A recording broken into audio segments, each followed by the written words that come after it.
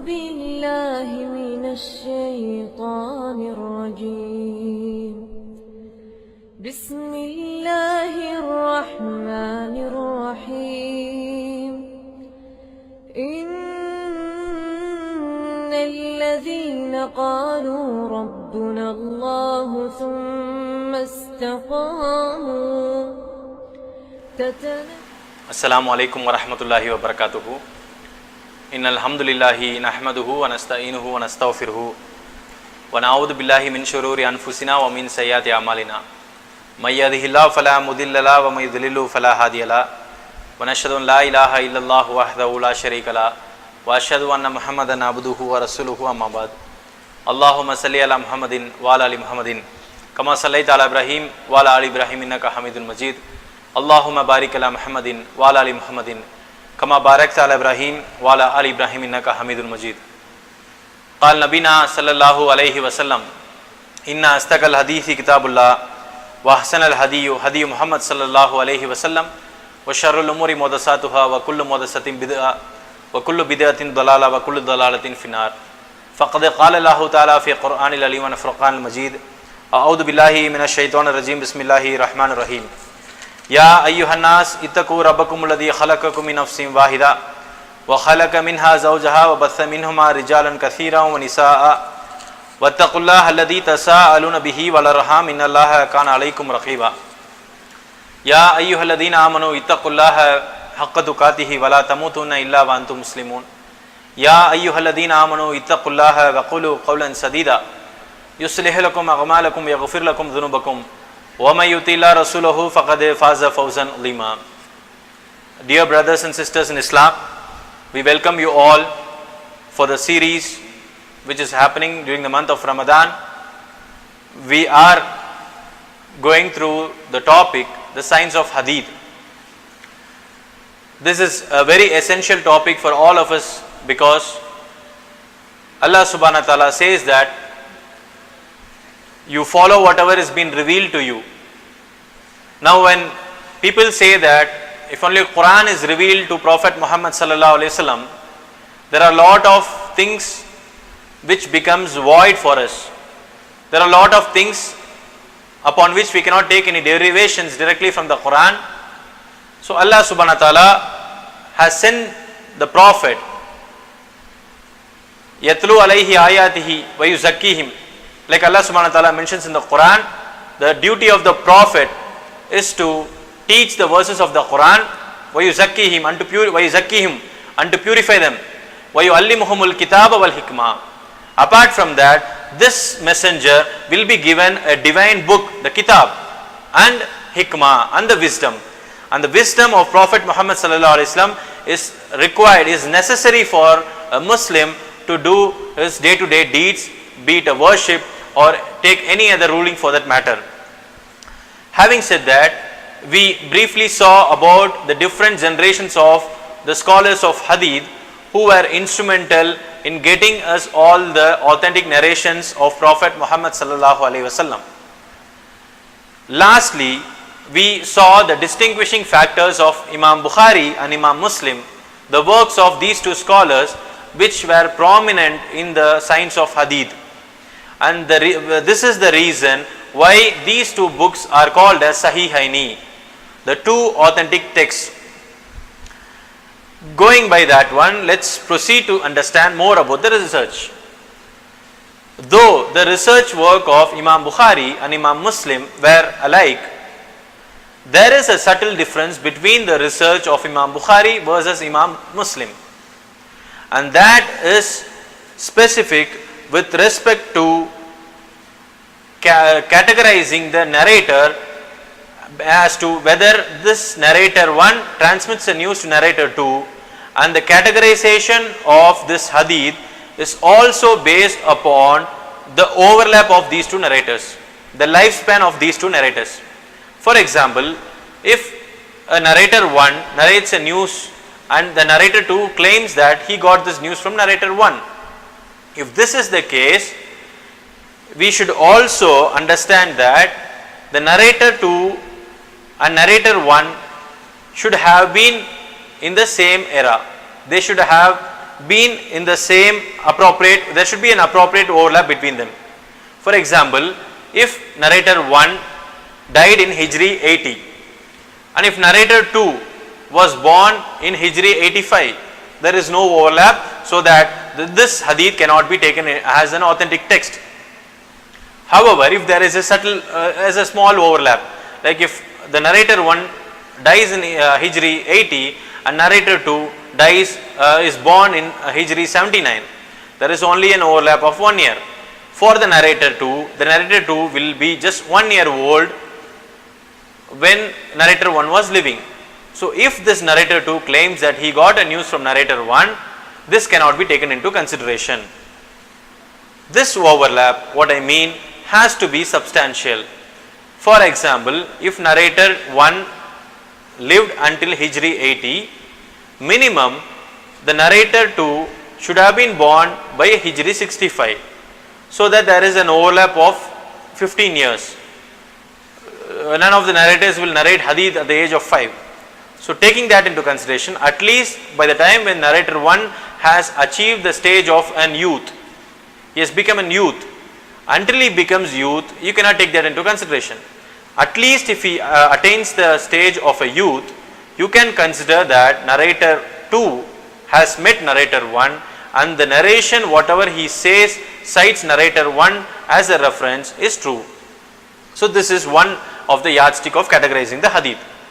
Like I told you, Imam Bukhari and Imam Muslim had a subtle difference in taking this hadith into consideration, taking this rule into consideration. Imam Bukhari was so strict in taking this rule. The reason being, Imam Bukhari also put a constraint to this rule that though narrator 1 and narrator 2, though there is an overlap between them, though there is a substantial overlap between them, he also put an additional constraint that there should be a documentation that narrator 2 has met narrator 1. However, Imam Muslim claims that since both of them are reliable narrators, it is not this constraint is not required, and whatever hadith he has documented in Sahih Muslim, he did not take this constraint into account. And he has a valid reason also, because he says that both of the narrators are reliable. If the narrator 2 says that he has heard from narrator 1, he takes that into account because the narrator 2 is reliable. But Imam Bukhari differed in that one, and Imam Bukhari had 2 yardsticks for that one. If narrator 2 says that he heard this narration via narrator 1, he will not take this hadith into consideration. However, if the narrator 2 says that he heard this hadith from narrator 1 directly, which implicitly means that they have met.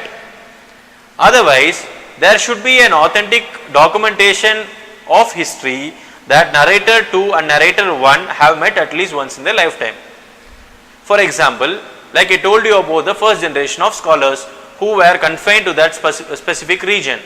Like Imam Ibn Jurayj was confined to only Makkah, versus other scholars like Imam Malik, who was in Medina. So if both the narrators, let's say Imam Ibn Jurayj narrates a news and which is transmitted by Imam Malik, Imam Bukhari will take into consideration only if there is an authentic documentation of history that the narrator to Imam Malik has met Imam Ibn Jurayj. Unless this happens, Imam Bukhari will not take that into consideration, and this is an extra precaution what Imam Bukhari takes that into account, which Imam Muslim and other scholars do not take. Also, like I told you, Imam Bukhari is also known for deriving the fiqh from the hadith. He will also understand the meaning of the hadith and categorize the same hadith, replicate the same hadith under different titles. So this is also a second additional work, which is a great work done by Imam Bukhari. So this work is definitely helping the da'is of current world to take some rulings out of that. For example, we may have listened to da'is or scholars talking on different subjects. When they talk on different subjects, they may refer to a same hadith, but the perspective of looking into the hadith will be different based on the topic. For example, if a hadith talks about 3 or 4 things, for one topic, if the scholar takes the hadith as a reference, he will probably be referring to the first content of the hadith only, the first item of the hadith. However, when he wants to refer the same hadith, different items of the same hadith for different topic, maybe a different perspective, he will still be referring to the same hadith but in different perspective based on the topic. So this is again derived from the work of Imam Bukhari, who has done it already. I also made a mention that there are several news fabricated in the name of Imam Bukhari. There is no doubt that Imam Bukhari has done a very great work in the field of science of hadith. However, certain people fabricated a lot of news in the name of Imam Bukhari just to elevate his stance, which is totally not required at all. So they felt that they made a lot of fabrications in the name of Imam Bukhari, that Imam Bukhari was the person who used to travel to different places. He literally used to go to different doors, knock at the doors and collect the hadith. This is totally absurd. Imam Bukhari did not do that one. Likewise, they also fabricated that Imam Bukhari, whenever he wants to document a hadith, will offer 2 rakas of istikhara, and after that only he will document the hadith. This is also not authentic. Thirdly, they also say that they have written a story in the name of Imam Bukhari, wherein Imam Bukhari goes to a person who used to milk a cow. The cow lost its calf. The calf died. So in order to milk the cow, this person mocked the calf by creating a doll which looks like the calf, and showing that to the cow, he milked the cow. So the story goes like saying that since this person is cheating the cow, he is not truthful to the cow, Imam Bukhari did not take the hadith from this person. This is totally absurd. So likewise, in order to just elevate the stance of Imam Bukhari, they have literally put all these false claims in the name of Imam Bukhari, which is totally not required. However, the work of Imam Bukhari is very much appreciable, and we should all be thankful to the works of Imam Bukhari, no doubt about it. Also, if you can understand this from the hadith book only, let's say if you are reading, taking the book of the work of Imam Bukhari, Sahih al-Bukhari, you read the first 100 hadith. At least the 10 hadith of this first 100 hadith will have the narrator as Imam Malik. Imam Malik will be one of the narrator, or at least the students of Imam Malik will be there. At least 10 hadith of the 100 hadith, you will find Imam Malik as a reference. The reason being, like I told you, in the first generation, Imam Malik was responsible for collecting the hadith confined to the region of Medina. Similarly, you will also find the name of Imam Shu'ba. At least 10 hadith in 100 hadith, you will find the name of Imam Shu'ba. So this is evident that Imam Bukhari did not go door to door to collect the hadith. Rather, he had point of contact in different regions, where he used as a benchmark to collect the hadith, he used as a reference to collect the hadith, thereby documenting only the authentic hadith. To understand this further, if you read the first hadith mentioned in Sahih al-Bukhari, innamal a'malu binniyah, that's the first hadith mentioned in Sahih al-Bukhari.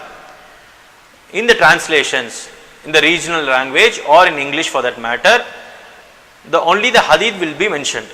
There are certain softwares which will basically have the narrator chain. In Arabic, it is mentioned like Qala Rasulullah sallallahu alaihi wasallam. So in the translations or in the regional translations, whatever we will have only that, like Prophet Mohamed sallallahu alaihi wasallam said, and the narrator. However, in the Arabic context, in the Arabic root Arabic of Sahih al-Bukhari, it will be mentioned like Haddasna al-Humaydi. Humaydi is a pen name for Abdullah ibn Zubair. Abdullah ibn Zubair is the person who narrated this hadith, and he narrated this hadith from Haddasna Sufyan. And Sufyan says that Haddasna Yahya bin Sa'id Ansari. So Sufyan narrates it from Yahya bin Sa'id Ansari, and Yahya bin Sa'id Ansari narrates it from Mohamed bin Ibrahim Taimi. And Mohamed bin Ibrahim Taimi says that Annahu Sami'a Alqama bin Abu Waqqas. He heard this news from Alqama bin Abu Waqqas. And Alqama bin Abu Waqqas says that Sami'utu Umar bin al-Khattab. So he says that I heard this news from Umar bin Khattab while he was delivering a khutbah on the mimbar.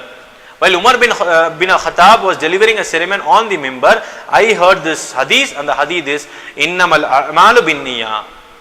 So the reason why I am saying this one is because if you say the narrator chain itself is also very limited. It is not like 15 or 20. It is limited to 1, 2, 3, 4, 5 and 6.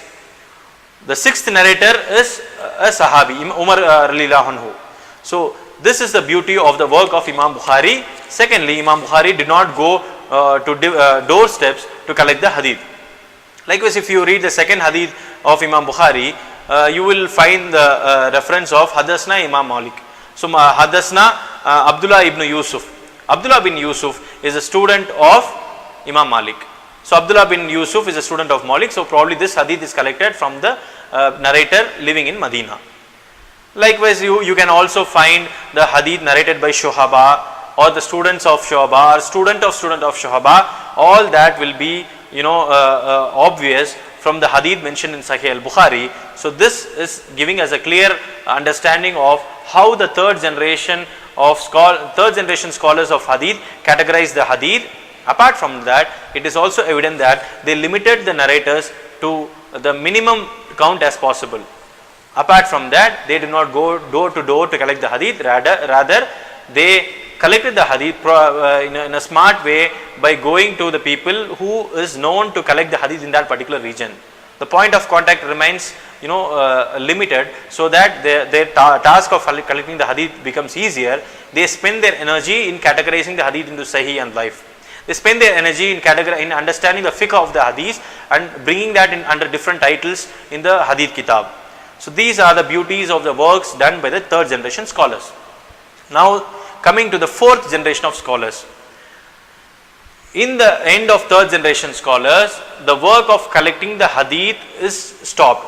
There is no requirement for a fourth generation scholar of hadith to collect the hadith, because the collection of hadith started early as Hijri 100 and it was lasting until Hijri 400.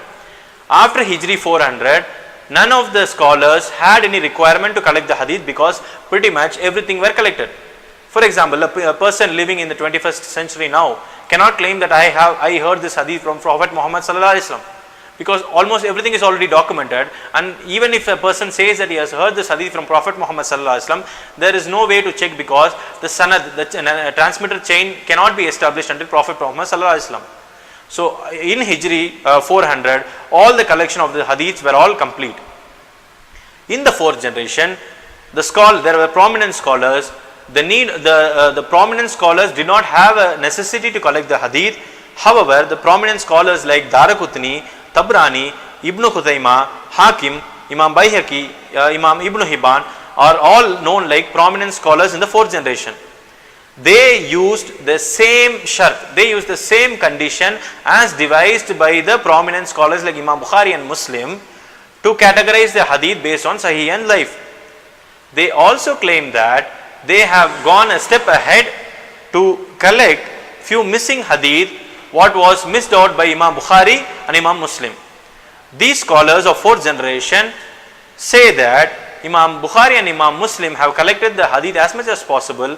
However, there are several other hadiths, for example from the book of Ahmad bin Hanbal and from the book of Kufa, from the book of Makkah. There were different hadith books which were collected in the first, second and third generations. The fourth generation scholars claim that the rule, whatever was devised, whatever was followed by Imam Bukhari and Imam Muslim, based on this rule, there are other hadiths also which is left out in the collection of Imam Bukhari and other scholars of third generation. So they went ahead and collected the hadiths from other different books, and they also claim that these hadiths also fall into the same bucket of classification. For example, Imam Hakim wrote a book called Al-Mustadrak al-Sahihaini. He wrote a book in the name of Al-Mustadrak al-Sahihaini.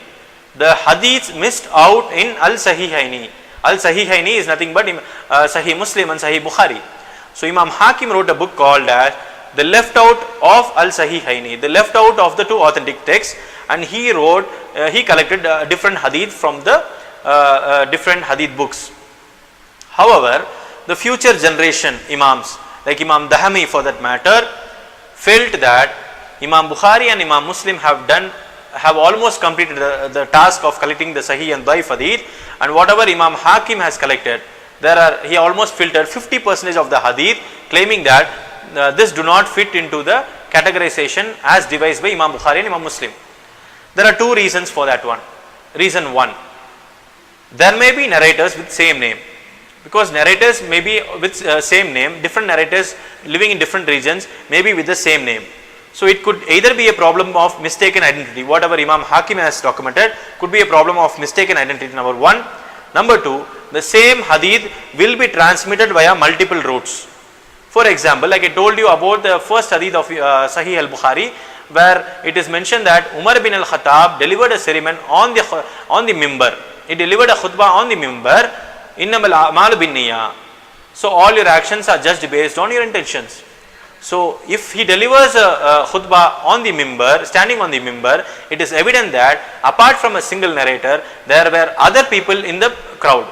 So other people could also have narrated the same hadith. So likewise, a single hadith will have multiple routes. So because of these two reasons, the work of Imam Hakim was filtered to literally 50% by Imam Dahabi. Whatever book Imam Hakim wrote, from that book Imam Dahami has filtered almost 50% of the hadith in that one. So also Imam Bukhari wrote Sahih al-Bukhari, Jami al-Hadith, the collection of Sahih Hadith, Jami al-Sahih, the collection of Sahih Hadith he wrote, and which is popular in the name of Sahih al-Bukhari now. Imam Bukhari also wrote a book, for example, Adab al-Mufrad. Adab al-Mufrad is also a book which was authored by Imam Bukhari, but he did not mention that the hadith collected in this book Adab al-Mufrad is only Sahih. He did not take that into consideration while documenting the hadith in the book Adab al-Mufrad. So Imams of the third generation, which are the books what we prominently use now, are also called, like I told you, since they are categorized based on topics, they are known as Sunan. So whenever you see the name Sunan, it means that these are the books which will have the categorization of the hadith based on the content of the hadith, like Salah, like Hajj, like ablution, like warfare, like divorce, like marriage, and things like that. So all these are again the third generation book which we use as a reference. Apart from that, there are also fourth generation scholars. For example, Imam Tabrani. Imam Tabrani wrote 3 books: Mu'jam al-Kabir, Mu'jam al-Awshad, Mu'jam al-Saghir. Kabir means big, Awshad means medium, and Saghir means small. The literal meaning of Mu'jam means via narrators. Just like how the second generation scholars categorize the hadith based on the companions. Based on the companions, they categorize the hadith, and they will have the hadith in the name of hadith narrated by Abu Bakr Siddiq, hadith narrated by Umar radhiyallahu anhu. Likewise, Imam Tabrani's work, in which the Mu'jam al-Kabir, it had almost 25,000 hadith. The classification of this book is based on the ustad who narrated. The ustad of the scholar, the ustad of Imam Tabrani, the sheikh of Imam Tabrani will be a narrator. So likewise, he may have different narrators. So Tabrani classified the hadith based on the last. If you see a hadith from Prophet Mohamed sallallahu alaihi wasallam, the narrator of the hadith, the first narrator will be Sahabi. The last narrator will be the person before which the scholar of the hadith will document the hadith. The classification done by the second generation of scholar is based on the narration of Sahabi. The classification done by Imam Tabrani for that matter is based on the last narrator, the ustad, whoever narrates the hadith to this person. Apart from that, this Imam Tabrani categorized the hadith based on the ustads, like the hadith narrated by Ahmad bin Hanbal, like the hadith narrated by different scholars for that matter, and he categorized all that. He arranged all these hadith in the alphabetical order. So this is again one classification of hadith which was done in the after the 6th generation of people. from Prophet Muhammad sallallahu alaihi wasallam, which is like the next generation after Imam Bukhari and Imam Muslim. So like I told you, the writing of this hadith, the collection of this hadith stopped in Hijri 400 only. When I say about writing and collecting of the hadith, there are also a lot of criticism with respect to writing the hadith. Especially, there are a sect of people calling themselves as Ahlul Quran, the people of Quran who follow only the Quran, who do not follow the hadith. So these people give a lot of criticism with respect to collecting and writing the hadith. For that they show a hadith from Sahih al-Muslim, hadith number 5326.